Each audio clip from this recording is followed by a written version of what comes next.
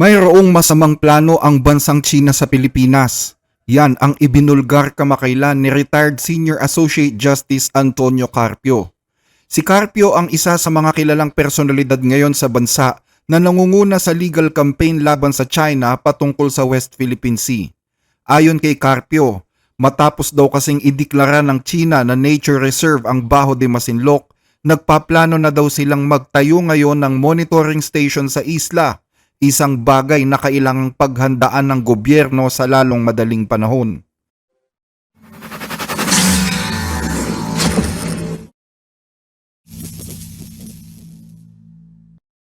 China is there in Scarborough Shoal.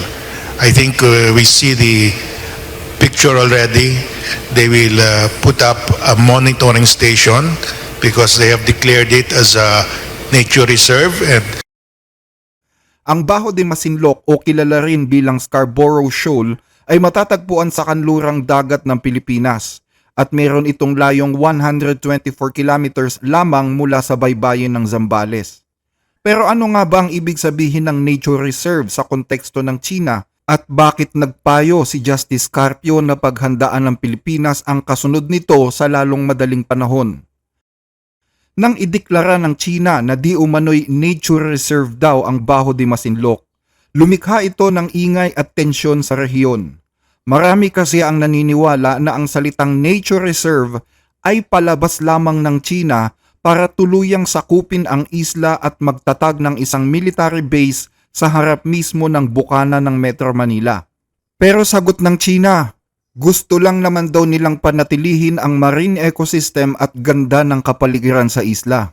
Ang isla ng Huangyan ay likas na teritoryo ng China at ang pagtatatag ng Huangyan Island National Nature Reserve ay saklaw ng soberanya ng China. Layunin nito na pangalagaan ang ekolohikal na kapaligiran ng isla ng Huangyan, mapanatili ang pagkakaiba-iba, katatagan, at pagpapanatili ng natural na ekosistema ng isla ng Huangyan. Ito ay alinsunod sa mga pambansang batas at international law ng China at ipinapakita nito na ang China ay malaking bansa na responsable at aktibong pinoprotektahan ang ekolohikal na kapaligiran at isinusulong ang misyon ng pagpapanatili ng ating pagunlad. Marami ang nagduda sa katwirang ito at isa na dyan si Justice Carpio. Bukod kasi sa maliwanag na ito ay paglabag sa international law at sa desisyon ng 2016 Permanent Court of Arbitration na siyang nagpapawalang bisa sa claim ng China sa nasabing isla, marami din ang naniniwala na ito ay bahagi lamang ng playbook ng China para manakop. Ang Environmental Authority na sinasabi nila ay maliwanag na isang uri ng administrative authority kahit walang ginagawang military action. Ang salitang conservation ay ginamit lang daw para takpan ang salitang occupation. Ang katwiran ng China na poprotektahan nila ang ecosystem sa Bahura ay katumbas na rin ng pagsasabing sila ang may-ari ng isla at hindi pwedeng pasukin ng sinuman. Alam kasi ng China na hindi lang sa pamamagitan ng mga warships at missiles ang pananakop ng isang teritoryo. Dinadaan din ito sa legalidad, diplomasya at narrative control. Kaya itinatago nila ang salitang occupation sa likod ng salitang conservation. Sino nga naman daw kasi ang tututol sa salitang environmental protection? Pero para sa Pilipinas, nangangahulugan niya ng restriction at pag-aalis ng ating karapatan sa isla. Ayon kay Carpio, runway at military construction na ang kasunod ng nature preservation ng China. Darating daw ang araw na magtatayo rin ang China ng isang fortified outpost sa islang ito na magsisimula sa isang simpleng monitoring facility na pinaplano na nila ngayon. Ganyan din daw kasi ang ginawa ng China sa Fiery Cross Reef at Mischief Reef. to maintain a nature reserve, you must monitor it and most likely to be manned. So we have to prepare for that. No? Both legal and also military, we have to prepare for that. And I think that's very urgent. Noong 1987, nagtayo ang China ng weather station sa Fiery Cross Reef dahil isolated daw ang isla kaya't magandang lugar ito para isagawa ang pag-aaral sa klima. Sinabi ng China noon na layunin lang nilang tumulong sa UNESCO sa paggawa ng Global Oceanic Survey, isang environmental approach, kaya walang masyadong nagreklamo noon. Ibig sabihin, walang claim ang China sa isla, kundi tumulong lang sa United Nation. Pero nagulat ang lahat dahil nang lumapit na daw ang mga barkong Vietnamese dala ang ilang mga construction materials, pinagbawalan na silang lumapit at nagkaroon pa ng inkwentro. Walang nagawa ang Vietnam at tuluyan na itong inangkin ng China at kalaunan ay pinalaki at ginawang bahagi ng kanilang artificial island at military base. Isa na itong naval base ngayon na may 3 kilometrong runway at pwedeng mag-take off at mag-land ang mga military aircraft at bombers ng China. Noon namang 1990s, ginawa ng China na pansamantalang pahingahan lang daw ng kanilang mga mangingisda ang Mischief Reef. At para gabayan na rin sila sa kanilang paglalayag, nagtayo rin sila ng isang maliit na weather observation station. Sa simula, walang malaking construction o military base. Parang isang mapayapang isla lamang ito na pwedeng puntahan ng kahit sinong mangingisda. Pero noong 1995 hanggang 1996, dahil may claim ang Pilipinas sa isla, lumapit sa isla ang mga barkong Pilipino para i-monitor ang lugar. Pero pinahinto at pinaalis daw sila ng Chinese Coast Guard. Pagpasok ng 2010, sinimulan ng China ang land reclamation sa Mischief Reef. Pinalaki ang reef gamit ang buhangin at coral fill para makagawa ng artificial island.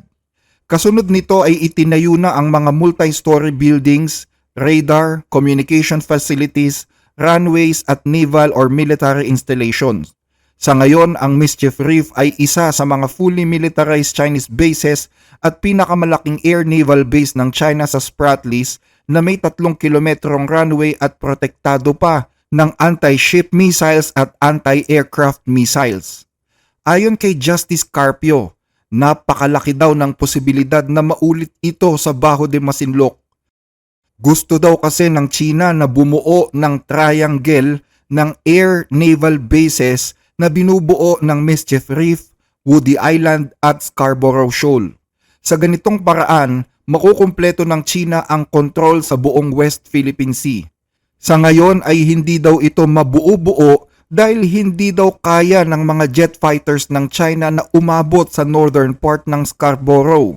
Kaya kailangan na magkaroon ng base militar sa isla na magsisilbing landing and launching base ng mga jet fighters. Makakatulong din daw ang pagtatayo ng China ng naval base sa Scarborough Shoal para sa pinaplano nitong pagsalakay sa Taiwan dahil malapit na ito.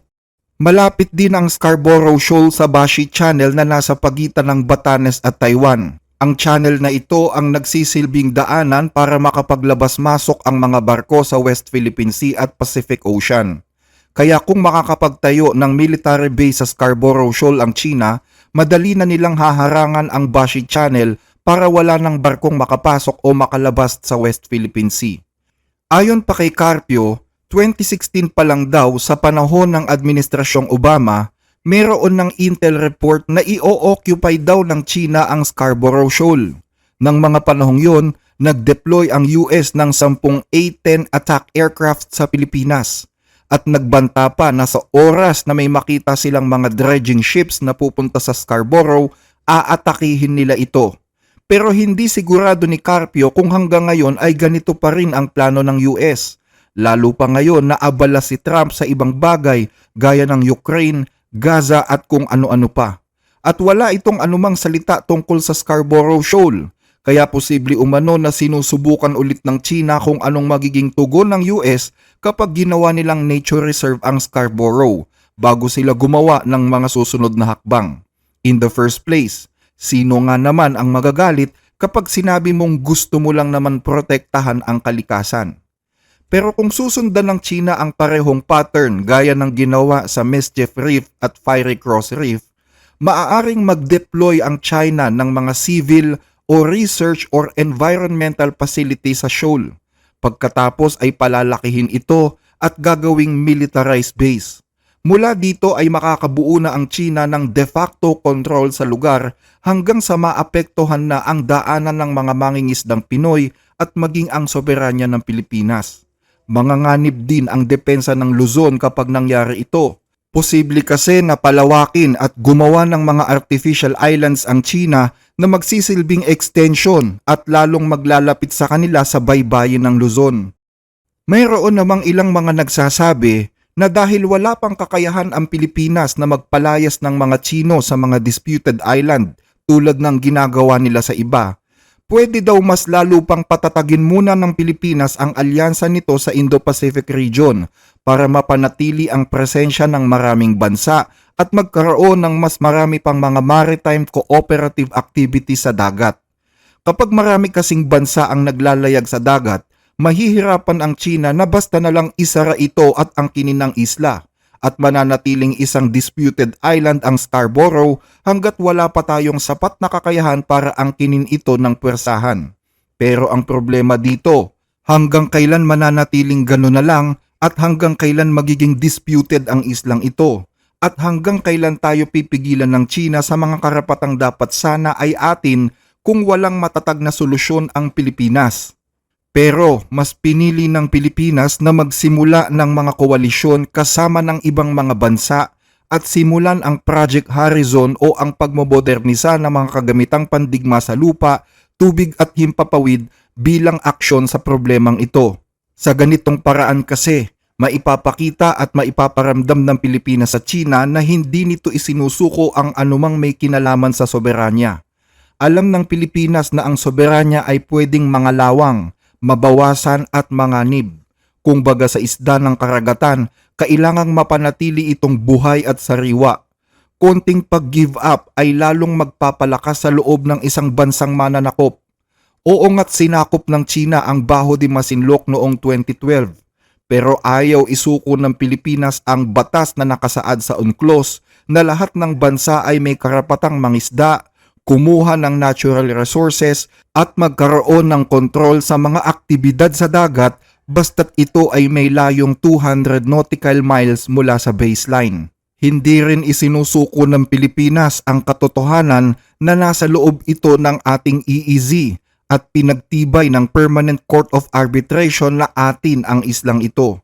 Ibig sabihin, labag sa international law ang sinasabing pananakop ng China sa nasabing isla noong 2012.